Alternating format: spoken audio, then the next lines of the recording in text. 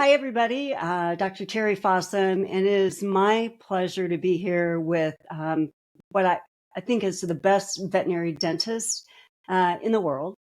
So this is Dr. Kipp Wingo, and Kipp graduated from veterinary school at Texas A&M, where I spent time on the faculty in 1990. And then he went on later to do a specialty in dentistry. So I'm going to let him tell you about that. Because I'm guessing that many of you probably don't even know that we have veterinary dentists that can do things like root canals in dogs. In fact, Dr. Wingo did a root canal in one of my dogs. So, yep, it's a pleasure to have you here. Well, it's Thank a pleasure to be here. And I must say, Dr. Fossum is not only my hero, but anybody that does any kind of surgery. We go to the book, Dr. Fossum's surgery book, and we look it up. So she's definitely well respected in our industry. So let me tell you a little bit about what I am and how we get here. In human dentistry and oral surgery, there are typically two people. There is a dentist, and the dentist may fill your cavities, clean your teeth, maybe put braces on you.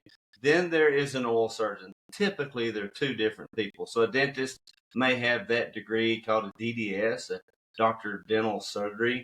And a oral surgeon is most of the time a DDS and a MD. Not all the time, but most of the time. Then they do this big, long residency. So in the veterinary field, we do this big gnarly residency to specialize. Typically, we're a veterinary first. We required to have so much experience before we do our residency. I had a lot of experience before I did my residency. I'm a late bloomer. And I've been in many fields of veterinary medicine, and I like every time when I was doing a lot of horse work, I loved horses.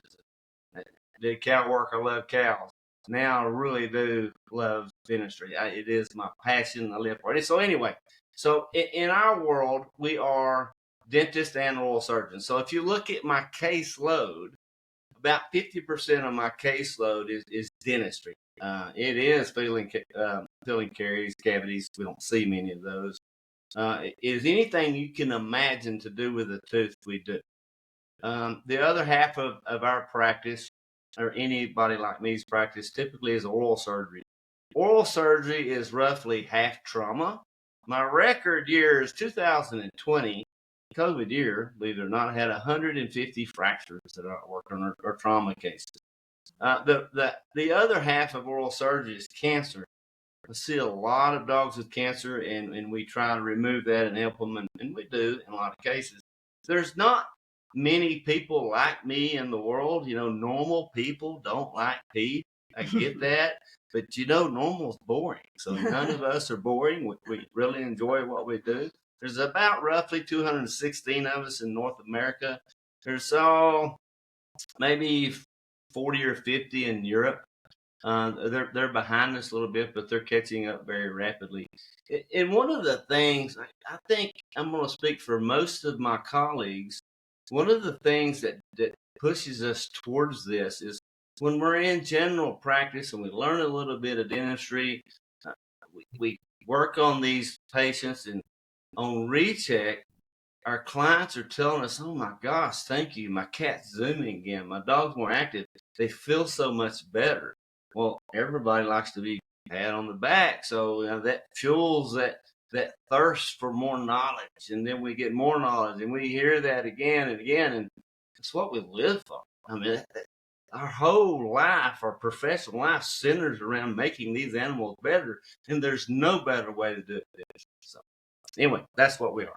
That's awesome. So how long was your dental program? So after 4 years of veterinary school, and then you were in practice, and then when you went back, how many years? Well, you can't really use me as an example because I was older and I'm obsessive about what I do. So I did it very quickly. I actually hold the record. The average time from start to finish is roughly about 4 years. We're one of two specialties in veterinary medicine that has a pretty grueling practical test. And the pass rate on first you do a written and then you do a practical. Pass rate is roughly about a third. In some years it may be a half, but it's pretty tricky. So it takes people a while to get through that. It's very intensive. I don't know. It's no more intensive than what I did in the past. At one time, I had 3 practices in Texas, and we worked pretty much 24/7. I think maybe my residency was less work than that. Um, so yeah, it's roughly on average about 4 years. I think the required supervised time is 30 months, but then you have to publish a couple papers. You have to have contact hours with other specialties, and so many of these hoops you jump through that just take additional time. Yeah. And then the test is just killer. A lot of times, the rate limiting step is getting your articles published. Yeah. So 4 years of vet school, 4 years of specialty training, just to be clear. Yes, ma'am. Okay. So tell us about dental disease in dogs and cats. Why should we care? Because it's there. It is documented that 80% of dogs over 2 years old will have some form of a dental disease. It hurts them. Cats, for example. So there was a study out of Europe. 80% of cats over 9 years old had a lesion called tooth resorption. Tooth resorption is horribly painful for these cats. Case in point, my daughter's kitty cat got her teeth cleaned. His name is Choya. And my daughter loves that cat. She's allergic to it. And I said, do you still want to sleep with your cats? He said, well, yeah, I'll just have to sneeze. So that's how much she loves her cat. So I had 2 resorptive lesions on 2 little bitty teeth. And one of our specialists, Dr. Schomburger, worked on this kitty cat. And then 2 weeks later, unsolicited, said, what in the heck did y'all do to Choya? He's zooming. He's happy. He's running back and forth. And he's just a whole different cat. So it is very, very common. So the basic problem in our animals is they don't have these. They don't have opposable thumbs, and nor do they have the will to brush their teeth twice a day or floss, right? So let's put this in perspective about the commonality of dental disease in animals. I brush my teeth twice a day. I floss once a day, and I even do a water. So I go to my dentist every 6 months. And every 6 months, he finds some pathology in there to charge me extra. So if I take that care of my teeth, think about your doggy that may be aging 5 to 1, 7 to 1 to you, and you don't brush your teeth for that long. So, yeah, it's a big deal. Some of these patients we treat, breeds that I love, I do, like Yorkshire Terriers. I mean, they're just such good dogs. Wouldn't mind having one. But they're the poster child for bad teeth. I'm going to say nearly 100% of them are going to have trouble with that. And we could probably change that maybe with some selective breeding in the future. But that's Okay, so gosh, 80% of dogs have some type of dental disease. Talk to us about, okay, so dogs don't have opposable thumbs, they can't brush their own teeth, but their owners should be brushing their teeth, right? Yes, they should. Okay, so talk to us about what that means. How many times a day? How do they do it? What kind of toothbrushes? What kind of toothpaste should they use? So we'll address that. Then I also want to address, if you'll remind me, strategic teeth. Okay. The gold standard for home care is brushing dogs or even cats' teeth. It is the gold. Nothing is as good as that. And if you guys can see, if brushing teeth is that good, everything else is about that good. Okay. So there are limitations to brushing teeth. If you brush any less than every other day, it's a waste of time. You might as well pour water in your ear. You're not doing any good. Best is twice a day. It doesn't happen much. We're all busy people. Really, really good is once a day. And when I'm trying to convince my clients to brush their pet's teeth, I'll compromise. It says, give me 2 minutes every Monday, Wednesday, and Friday. And I'll get some takers on that. Those patients or those animals that their parents are brushing their teeth, and I see every 6 to 12 months, I'm just really checking things out. I mean, those guys are most unless they break a tooth or something, they're pretty darn healthy. The most important part of brushing teeth in animals are the mechanical action of the bristle. Okay, you don't even have to have toothpaste. This is the same with people. It's the mechanical action of the bristles that are breaking down a film of bacteria in our mouth we refer to as plaque, and it's really easy to break down. Now, I like, for myself, toothpaste. It makes my mouth smell fresh and feel fresh. The dogs and cats will use a flavored toothpaste. It has good stuff in it. It does. It's helpful. Okay, but remember, the most important action is the mechanical actions of the bristles. But most importantly, because it's flavored, a lot of animals are like me. They're food motivated, right? So they get a taste of that, and it's fun. It becomes a treat. And in animals, I don't think I've ever met one that wasn't a creature of habit. If you brush their teeth every day at 6 o'clock, they're coming to you want their teeth brushed. So the toothpaste, it doesn't matter.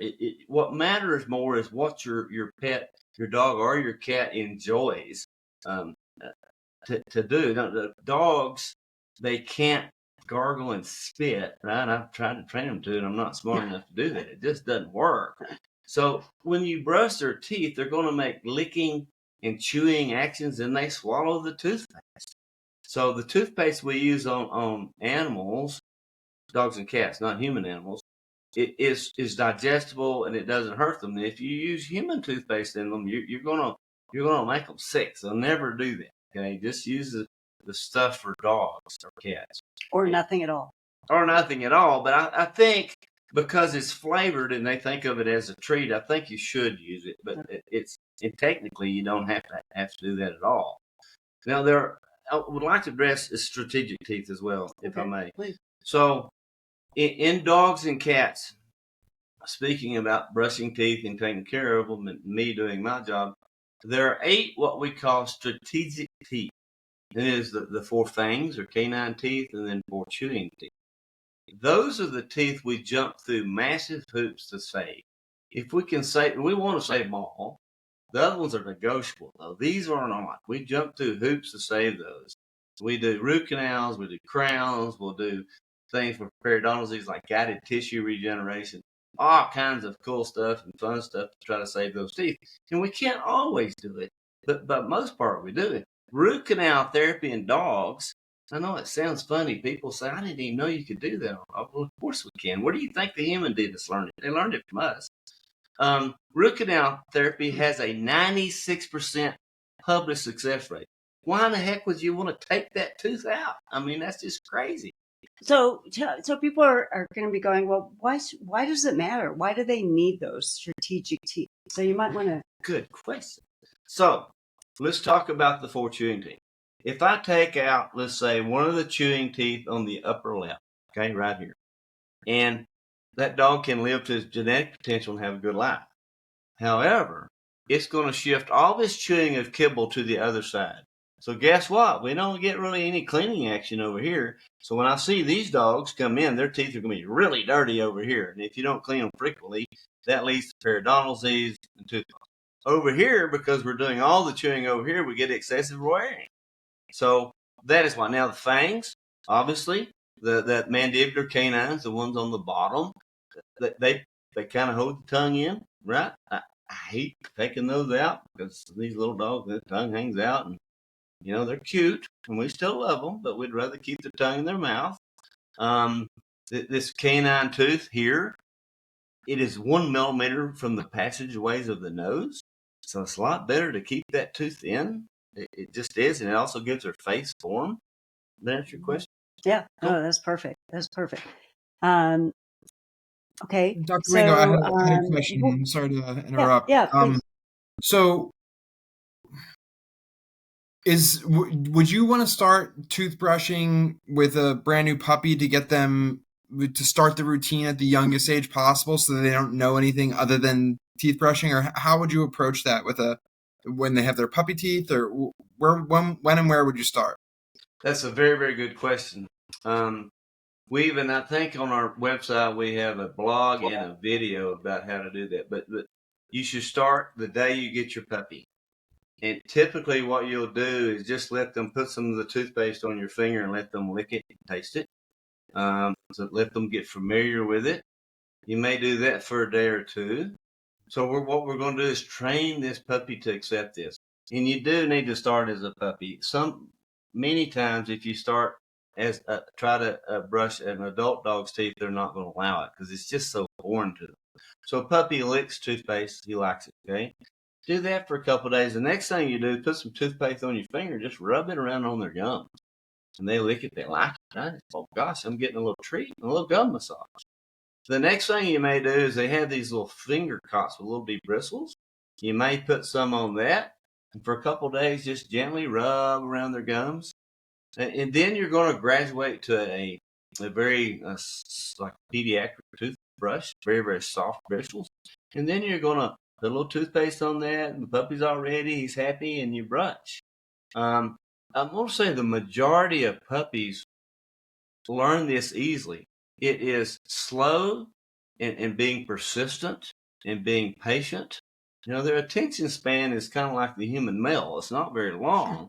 So you do a little bit and you let them go for a little while, okay? And then the next day you do the same. You do each stage a few times, a few days, and then you graduate to the next. I even have one of my residence mates, a guy named Don Lawton, brilliant guy. He had this cat. I've had this video of he's brushing his cat's teeth. He started his kitten like that, and this cat lays in his lap and he brushes his teeth for about 2 minutes. So it can awesome. be done with cats. It's a little trickier with cats. I think cats are kind of like mules. It takes a few more repetitions, but then they don't cheat you as much. As long as you know you don't get all bloody trying to teach them. But it can be done. And yeah, with dogs, you just got to take your time, and that's where the toothpaste comes in handy because most of them are food motivated. They like getting their treats. They like the attention. I had one client that had 3 Australian Shepherds, and she brushed her teeth at a certain time every night, and they'd line up. They wanted their teeth brushed because she taught them, and they have a routine, and they had wonderful teeth. I think one of them broke a tooth, but the rest of them were good.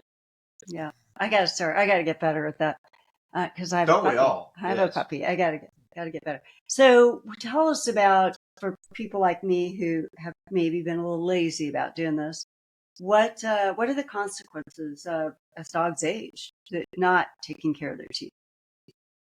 Well, I think that this is, I don't know if this is opinion and it's not published fact, but me and most of my colleagues, you know, we get together where we're having our adult beverage. All we talk about is what we do. I have a text message group of me and 5 other my buddies that are dentists, oral surgeons like me. Today I've had 43 texts from them. So this is what we live and breathe. You're talking about nerds. We're real nerds. Now, football season, they get a little crazy with that too. But we all believe, and I believe this is fact, that the largest cause for a dog being old is dental disease. And the reason we all believe that, because we remove this source of inflammation and pain from these dogs. You don't know they're in pain. They're not telling you. They're still wagging their tail and eating. You know, did you know that a dog can break all his teeth out and it's going to wag his tail and eat? They're not going to tell you about that. They feel the same sensations we do. They just don't whine like we do. So the reason that me and all of my colleagues, or most of my colleagues, believe that dental disease is the largest cause of a dog being old because we repair their mouth, we remove the pain, we remove the inflammation, that they're younger. They act better. And I see it over and over and over again. Matter of fact, I hear it so much. If on my follow-ups I don't hear it, then I'm thinking, dang, did I miss something? You know, because it's just so common. People tell me every day, I've got a younger dog. I've got my cat zooming again. It's just crazy. So I don't know if there's a scientific link of cognitive dysfunction in animals related to dental disease. Empirically, or based on my experience, I believe there is strong evidence of it. One thing that and maybe Dr. Fossum, she's way smarter than I am, could comment on. We have a source of inflammation when we have periodontal disease in pets. That inflammation can't be doing you any good. You know, in the past, we thought maybe it can be a complication of heart disease, liver disease, kidney disease. It certainly is in people. And a lot of this evidence we use hadn't been done in people, in animals yet, but it's done for people, and we carry it over. It's pretty much the same physiology. So there's no doubt that inflammation is associated with aging. And there actually is a paper out. Curtis Dewey wrote it. So he's a veterinary neurologist. Actually, he's a double-boarded veterinary neurologist, veterinary surgeon. And he did a small study looking at the relationship of periodontal disease and canine cognitive dysfunction and showed a correlation. So it is out there. Excellent. Yeah. So bottom line is take care of your dog's teeth when they're younger and as they age, and they will age better and they will likely live longer. So that's, I think, really important. May I address for our audience what dogs can and should not chew on? Oh, please. Yeah, that's great. Okay. There are 4 things that we see dogs that get to chew on that help make my mortgage. That would be bully sticks, cow hooves, antlers, and nyla bones. Those break teeth. They do horrible things to their mouth. So please, guys, I know the dogs love them. They do. And they say, what am I going to give them? You shouldn't give them that, or I'm going to get in your hip pocket. And I do, because the dog's suffering with this big abscess when they break their teeth. So when you buy your toothpaste, us humans, typically there is a seal of approval from the American Dental Association, ADA, on your toothpaste, right?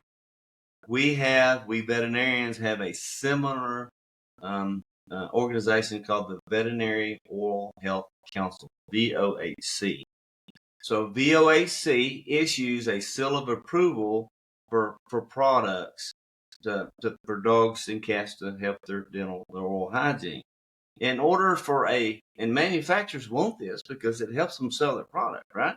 In order for that manufacturer to get that seal of approval, they have to submit valid research. And the time you get in our position, you read so much of that stuff, you can tell what's valid or not.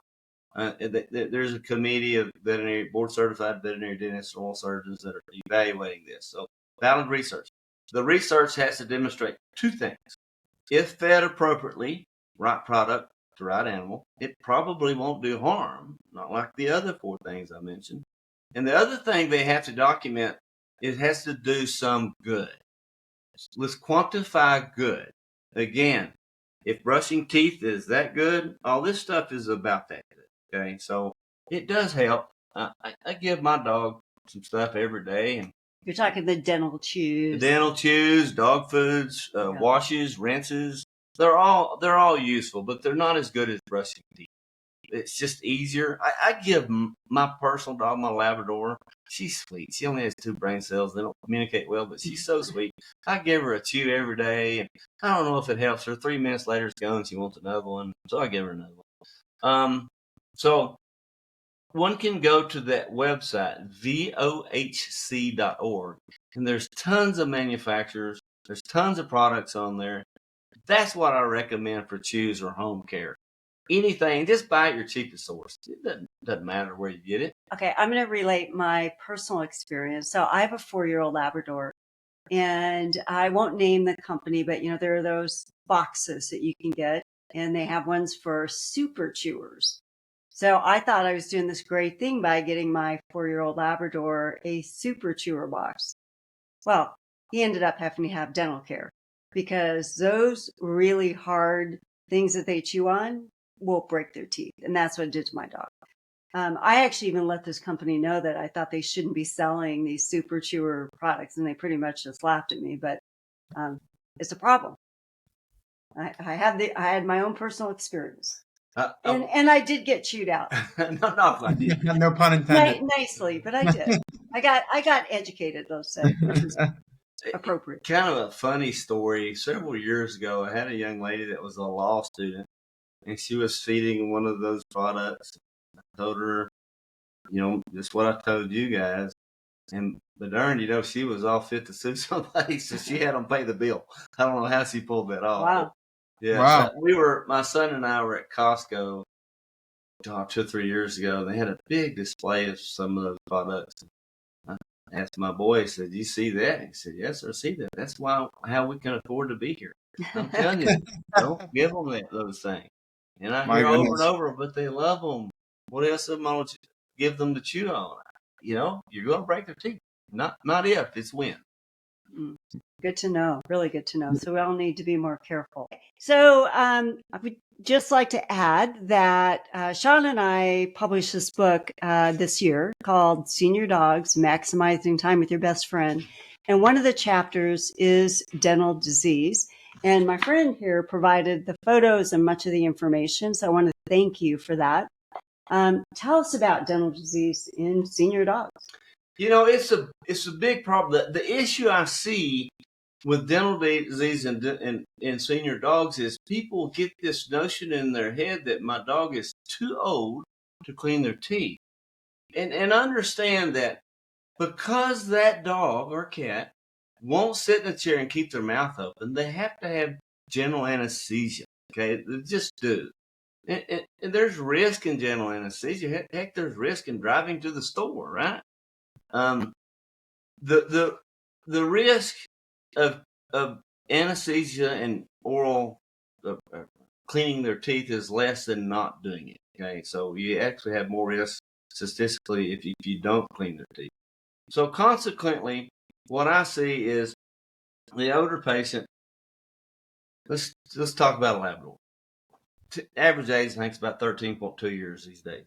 You know, when I started, it was a lot younger than that, so we're doing a better job. My owners are doing better, and so are veterinarians. So dog's 10, and people say he's too old to clean their teeth, and some of my colleagues may tell them that, and that's just wrong, because then they come to me when they're 13, and they've got what I call potty mouth. I mean, they're just sick. They've got pus in their mouth.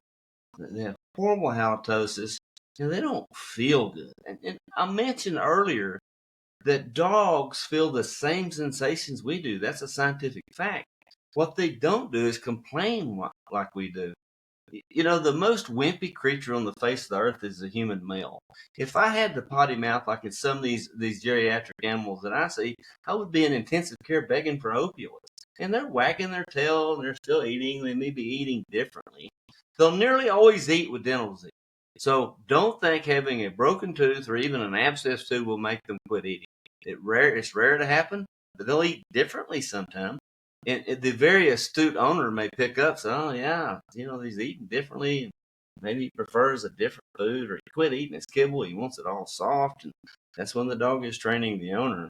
So we can absolutely help our older dogs and cats live longer and have a better quality of life by taking care of their teeth, of their oral health. Keeping them clean. Home care is the most important. Second most important is the things that we do. So, and again, let's talk about why people are afraid to do that. Typically, it's general anesthesia. That tends to be the rate limiting step in what we do. But I can tell you that general anesthesia has advanced tremendously in my years of practice. It's just a whole different world. And in my practice, me and my buddies that are on this text message list I mentioned, we hired an anesthesiologist. And he just works for us exclusively. There's about 10 of us that hired this guy. So every one of our patients, he reviews their history, their medical records. He makes a custom protocol. We have these fancy, what they call life window anesthetic monitors, and he's seeing those real time. We're in constant contact with him with every patient, and he does amazing things. We just really, I mean, anything can happen, but it's just very, very uncommon to have complications of anesthesia. It just is. And for you people listening, please don't let that be a reason to not have your dog's teeth cleaned and adequately looked at. And one thing too, I want to mention about that, there are many good general practitioners in the United States and Europe too that can do a good job cleaning teeth. But things I want you to ask when you go: are you going to X-ray all the teeth?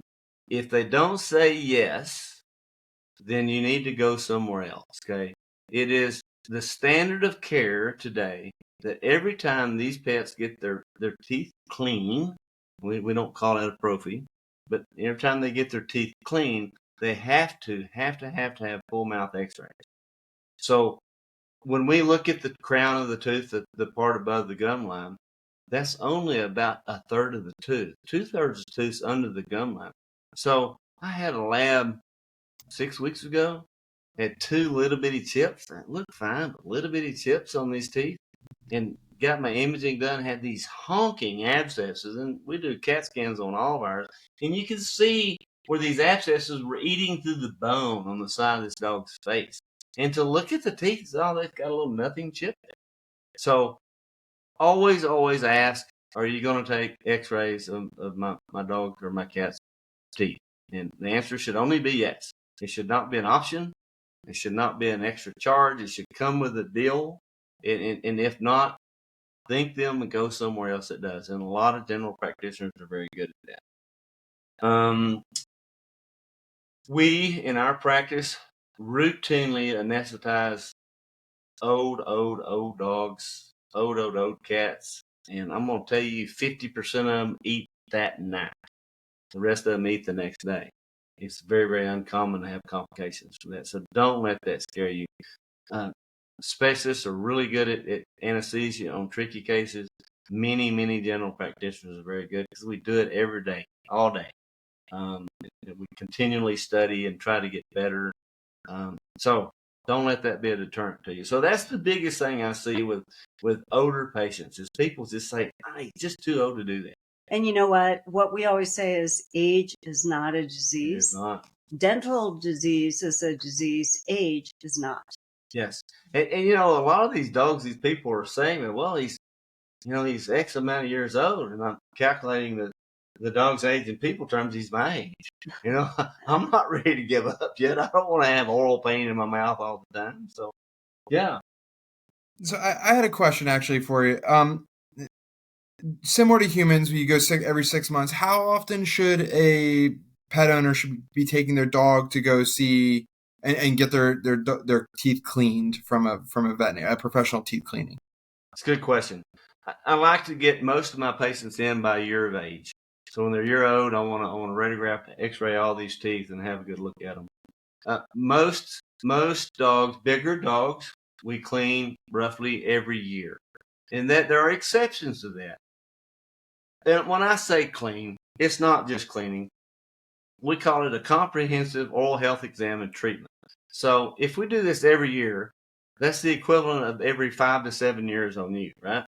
Mm-hmm. So we're cutting corners on some of these. Some of them have to have it more. So even on a large breed dog, a larger breed dog, some of those patients, I'm going to say I want to see every 6 months. So start them at roughly a year, okay?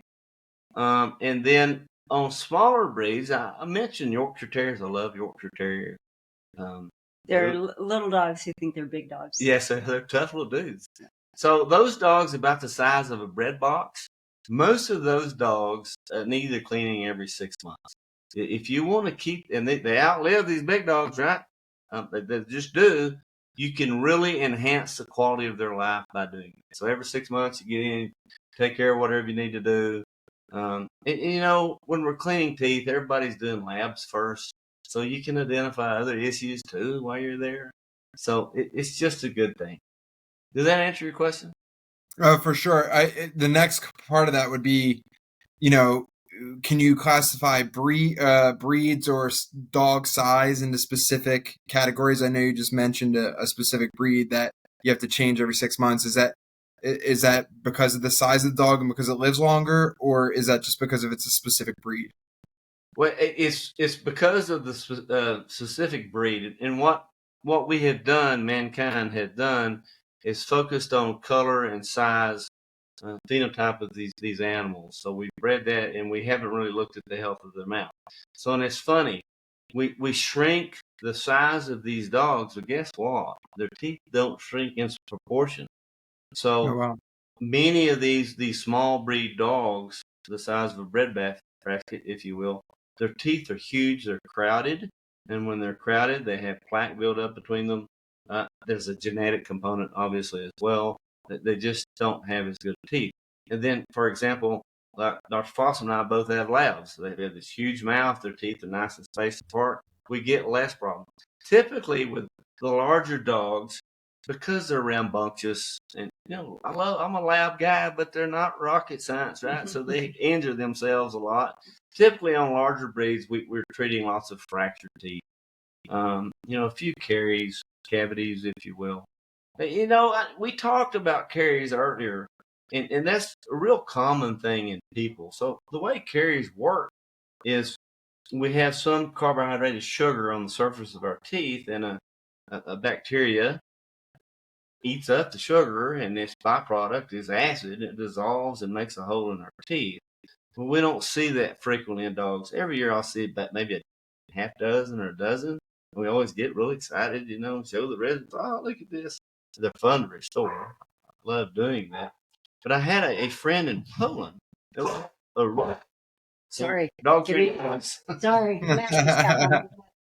So I had a friend in Poland that moved to a new place, and she saw tons of caries in her practice. She just moved there, and she couldn't figure out what happened. So she did. So there was a local bakery selling dog treats that had sugar in them, and the whole town was buying them. So she actually went on TV and said, "No, I can't feed these treats." And she said she saw 0 caries after that. So it really hurt her business. It hurt her job very well. Caries, cavities, same thing? Yeah, sorry. Yeah. No, just making sure, being new. I forget. So with breed disposition, smaller dogs inherently have worse teeth. They just do. Larger dogs have less incidence of periodontal disease. So let's define periodontal disease, because that's a term we throw out there a lot, and I don't think a lot of people know. So the periodontum is the supporting structures of the teeth. Okay, it's the bone, the gum, a thing called the periodontal ligament, another thing called cementum. And when you lose the supporting structures of the tooth, obviously you lose the tooth, right?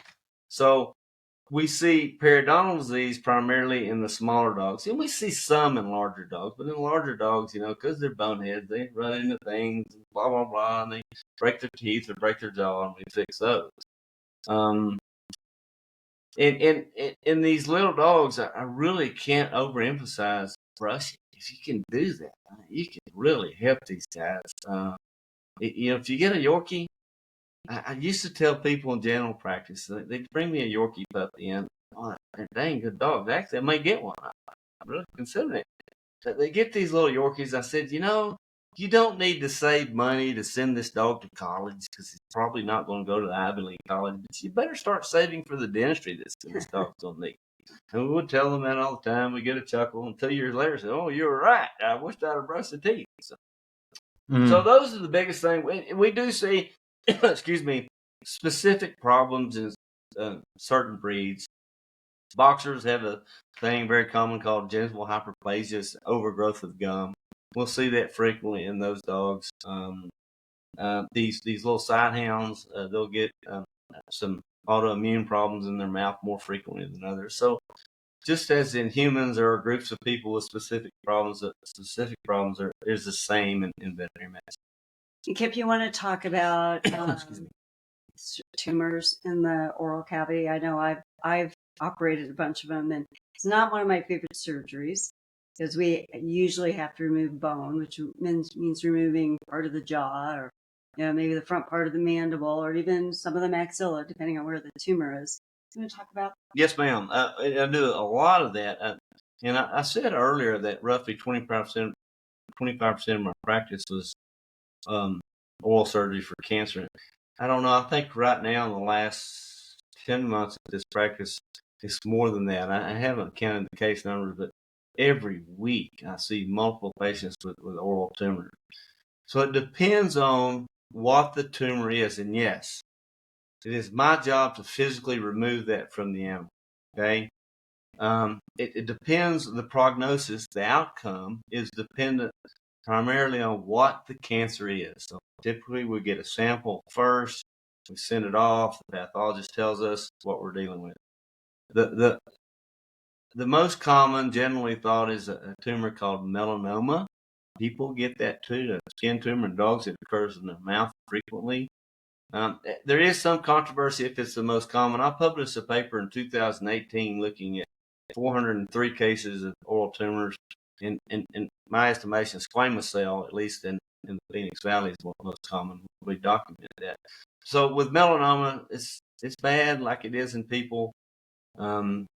We do a lot of surgery on those. With those animals, first we'll want to do a metastasis check.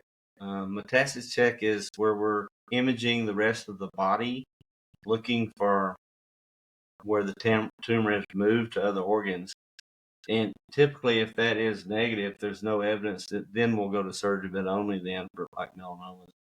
And typically, when we're removing any oral tumor, we look at the tumor and we want to get clean margins around that.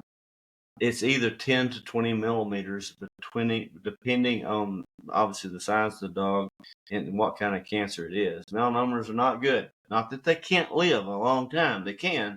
You have to be aggressive, and you have to be very early in your diagnosis and treatment. And a lot of times you don't know. Other tumors, like bone tumors in the mouth, we see those quite a bit. I just had one of those last week. In the legs and arms of dogs, it's really not a good thing at all. In the mouth, it's pretty darn treatable. If I can physically remove that, then a lot of these dogs can have a pretty good life.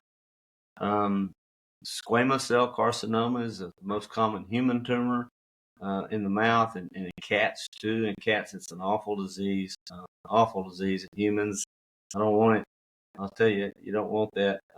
In dogs, pretty darn treatable. If I can cut that out, I can treat them. We see probably about half of the oil, maybe 40% of the oil masses I see are benign tumors of dental tissue origin. Benign, let's define that, meaning they don't spread to other, are unlikely to spread to other parts of their body. However, they can be locally aggressive and act like Pac-Man and really destroy whatever's there. So now we've talked about different types of cancers and treatment. And now we didn't really talk about treatment, but I want to be specific. Dr. Fossum mentioned that, you have to remove some bone and teeth, and we do. And it sounds horrible. It is not horrible. There is one paper published. They looked at 90 cases of dogs that had these, I'm not going to say radical, they're pretty routine for us. I do them every week. That have had these surgeries, and the owners, 96% of them are glad they did it, and they would do it again. My clients, I have had 6 clients in the last 15 months. So here's my name and number. If anybody's doubting this, have them call me. It sounds awful. It does. I have owners pick up their pets and cry when they leave, but then they tell me, hey, I'll be a witness for you on this. So it works. Last week, Dr. Schomburg and I did a really extensive dog, had bone cancer. We took out his whole jaw. It's a very difficult procedure. It's 5 hours and 18 minutes of surgery. Dog ate that night. Go figure, right? And one of the things, it is very invasive. I'm trying to tell you guys that if you have this, it's not the end of the world. We can help a lot of these patients. And just because they're missing a few teeth and maybe some of their bone, they can have a wonderful, wonderful life. Not in every case, but in many, many cases. And they don't spend any time looking in the mirror, so they aren't They going to don't be care. upset. They don't care. They're not humans. They're not vain. No. And the other thing I would just want to throw out there is this is the value of going in every 6 months, because Dr. Wingo mentioned melanomas. Well, you would think melanoma would be pigmented, but there are non-pigmented melanomas. So you might see a growth in your dog's mouth and think, oh, it's not a big deal, it's pink, and it could be a melanoma. And the earlier, it's like every other tumor, like you guys hear all the time, the earlier we identify them, the earlier we diagnose them and we start treatment, the better the success is. So, See, having your dog seen its mouth checked, because I know it's hard to see inside your dog's mouth sometimes. Having it checked by a dentist every 6 months is going to give you a leg up. You're going to get an earlier diagnosis, and your dog is probably going to live longer. So, kind of along the same lines, I had a professor in Texas A&M named Mike Willard, probably one of the best veterinarians in the world. Love Mike. Yes, and he taught us you haven't done a physical exam unless you've looked in the mouth. Okay, you haven't. And I teach my residents that, and I try to teach my general practitioners that if you're a veterinarian, and most of them will, doesn't open your doggy's mouth. I mean, as long as your dog's not trying to bite their fingers off or something, right? As long as your dog will allow that. If they're not looking in their mouth, you probably need to ask them about that. Say, would you mind looking at those teeth? Okay. So it's just so important.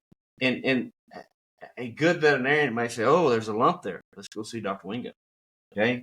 Let's get a sample of that now, and then we'll go see Dr. Wingo. So it's just really important. So we're going to wind up, but I want you to tell everybody, so that people live in the Phoenix area, the name of your practice and location, because they might want to come see you. Well, I hope you do. So my place is Carefree Dentistry and Oral Surgery for Animals. We're at the intersection of the 17, they say around here, in Carefree Highway. We have 4 doctors. Me and Dr. Schomburger are specialists. We have a lady named Dr. Jucan that is sitting for boards now. God bless her. She's stressed ball. And at first of the year, we put on a resident. And if you guys want to come visit, we would love to give you the nickel tour. We're very proud of what we have. One of the things we do that is cool because it's fun and I can see so much more is everybody gets a CAT scan. It doesn't cost any more. Just because it's fun, I can see so much and it can plan so much better. They still get the intraoral x-rays as well. But it's a cool place. We've got a good practice, and I have the best team in the world. My support staff, oh my gosh, I've been working with some of these people 10, 12 years. They're just amazing people. Amazing. And we'd love for you guys to come by and say hi. Awesome. Before we kick off, and Dr. Wingo, thank you so much for your time and sharing. I personally am learning so much, and which is why I have 2 more questions. Yes, sir. Can you walk through like hard food versus soft food for dogs? Oh, yes.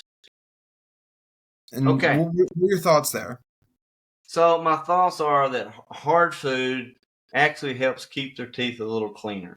So it's a moot point if you're brushing, right? Especially if you're brushing twice a day. There are even dental diets out there. Most of those dental diets have the VOHC seal of approval. They are helpful as well. Remember, nothing replaces brushing teeth. You just can't. But they are helpful. On all of my patients, if they're able, I try to get them to eat hard food. Is it the deal breaker if they don't? No. But I just think it's better. Kitty cats, I think their natural diet would be soft if they're eating mice, maybe a few bones in there. Kitty cats, maybe they get a little moisture with a soft too, but if you can brush their teeth fine, just get their teeth cleaned regularly by your veterinarian. So yeah, I think dry is better for the oral hygiene, for the good oral hygiene. If you're brushing, it's a moot point.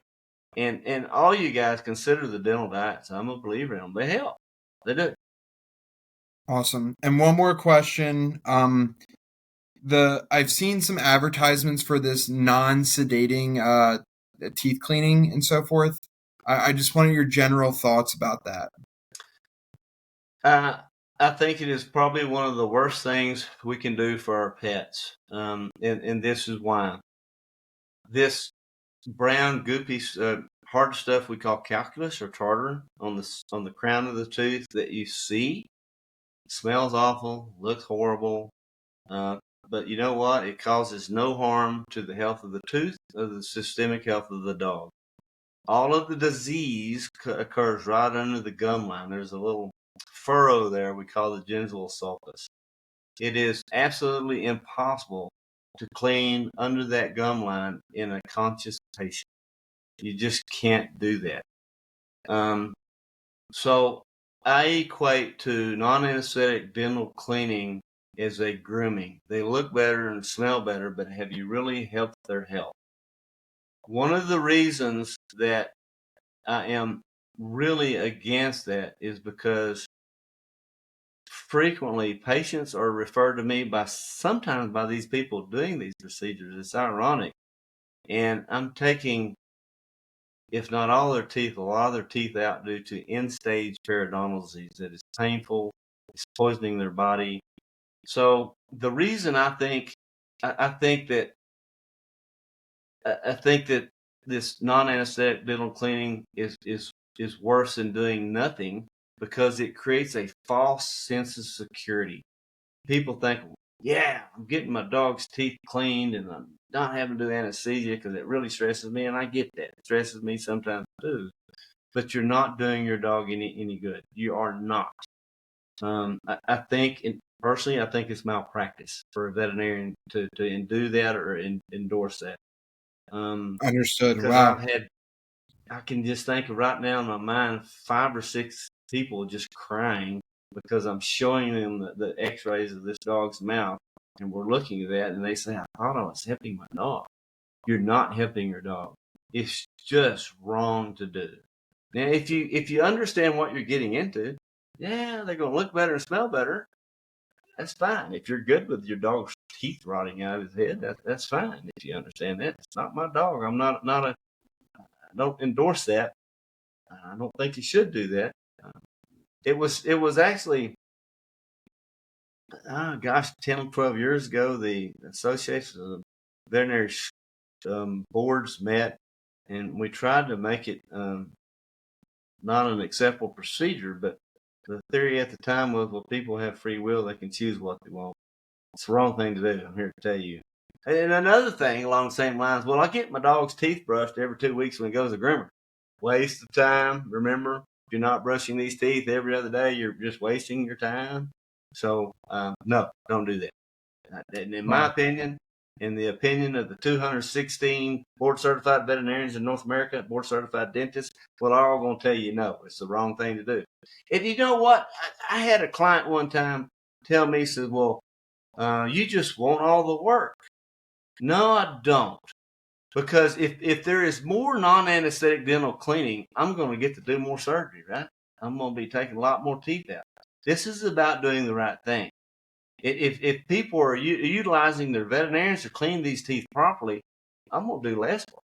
It's about doing the right thing. Just don't do it. Don't do it. I have a whole lecture on that. PowerPoint, the whole deal, if you want sometime. That's super helpful. I'm glad I asked the question. And I know Terry has mentioned that in the past as well, that she's against it. So so it was very good to hear your exact perspective as well. But I wanted the audience to hear that as well, because I think it's super important. Well, this has been great, Dr. Wingo. Thank you so much for your time, and thank you for joining. It's been my pleasure.